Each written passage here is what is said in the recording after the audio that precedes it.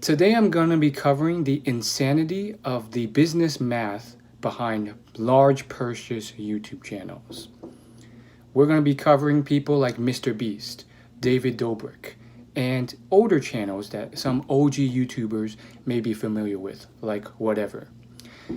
Now, in a typical regular business, the business owner is able to sustainably continue his business because he knows in a very consistent way how much he can invest in creating a product and how much that product will return to him in revenue and profit.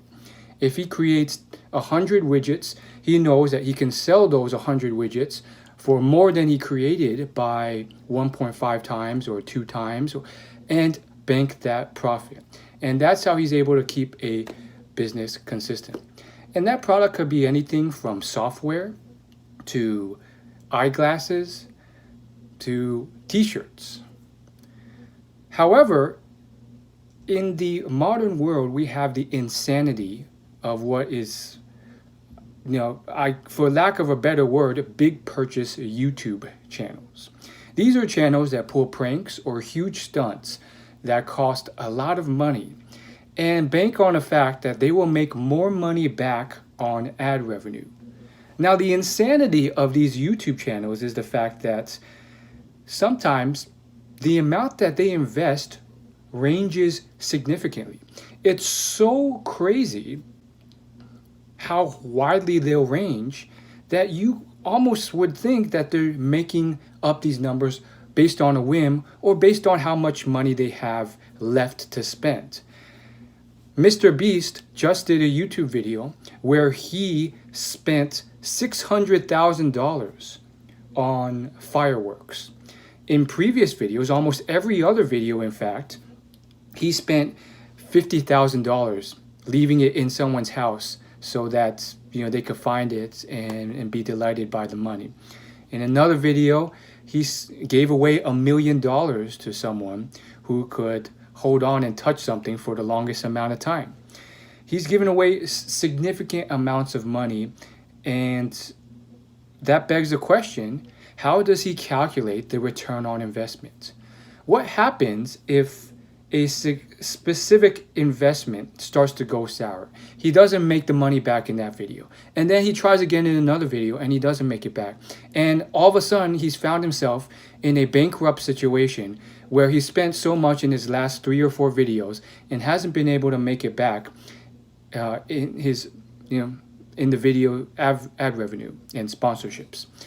Now, to kind of deconstruct this picture and give it a little bit more explanation, it's not as simple as that. They're not just banking on their last video, they're also banking on all the videos that they've ever published, because some of them will continue to generate ad revenue for a decent amount of time before they die off. Some can span years. So he has that rolling revenue to kind of get a sense for. But with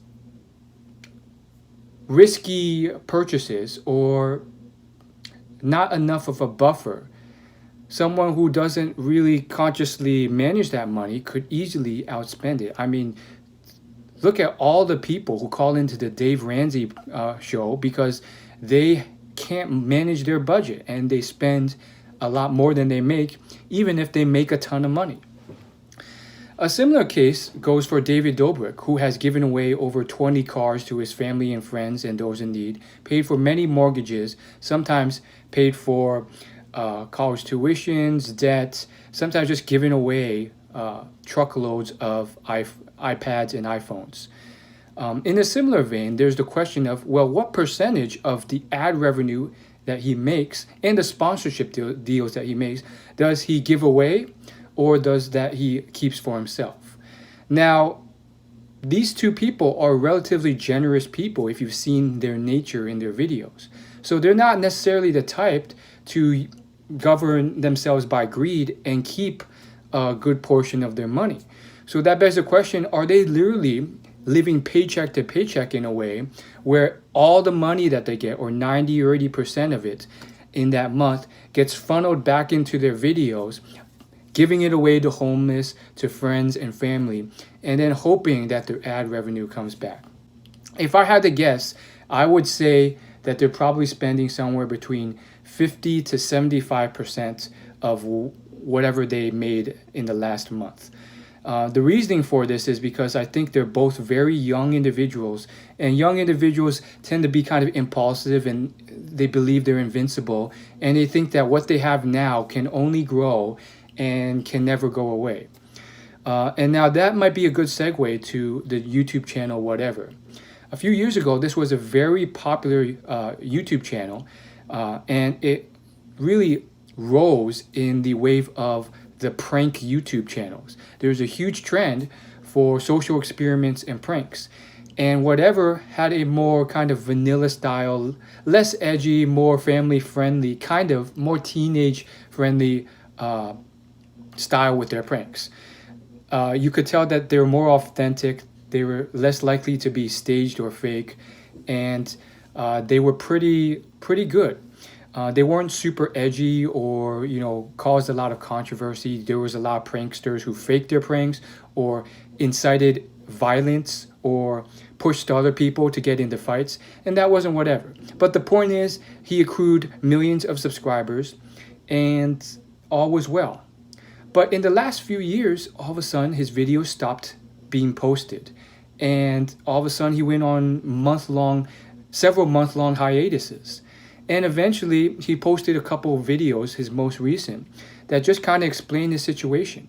Essentially, for one, because of a few injuries here and there, a surfing accident and other stuff, he couldn't edit and film and do all the videos himself anymore. So he had to hire an assistant. On top of that, his expenses were mounting because the competition, the other YouTubers, continuously upped their pranks, investing more and more money to pull off crazier stunts. The YouTube channel Whatever has even admitted to investing thousands and thousands of dollars to hire actors, actresses, or just animals to pull off a prank. And if that YouTube video fails to generate enough ad revenue, which he admits sometimes does happen, then he falls off. And because the competition got higher and higher, and the fact that he had to invest more and more, it made it so that he eventually fell off. Now, do I think David Dobrik or MrBeast will fall off? Not anytime soon. I mean, I don't believe that they will fall off because of bankruptcy in the next 2 years at least. They're just on top of the world right now. MrBeast is clearly making hundreds of thousands of dollars, maybe millions every year. And so he has a lot of leeway. He would have to become exceptionally foolish and spend excessively a lot before things started to take a turn. And he has that creative talent for him to stay at the top of the top. His ideas for these stunts and these videos are super original, and that allows him to beat the competition despite this harsh competitive environment. But will that last? In 5 years, I don't know. I've seen a lot of YouTubers come and go, and the question remains, what's going to happen? I believe that both of these people, if they just have a little financial sense, they can at least prevent themselves from bankruptcy and have a steady flow of cash. They may not be able to pull off as crazy stunts, but it'll be more financially smart. And all they'd have to do is make sure that, say, 50% of all the money that they make every month gets saved away in some type of long-term investment, whether that's bonds or the Roth IRA or 401k or just somewhere that they can't touch for until retirement. That way, they're still kind of safe, and they still have a large amount of money, 50%, that they could spend. And considering that they're both making hundreds of thousands a year, that should be no problem. So thanks for watching, and let me know your thoughts.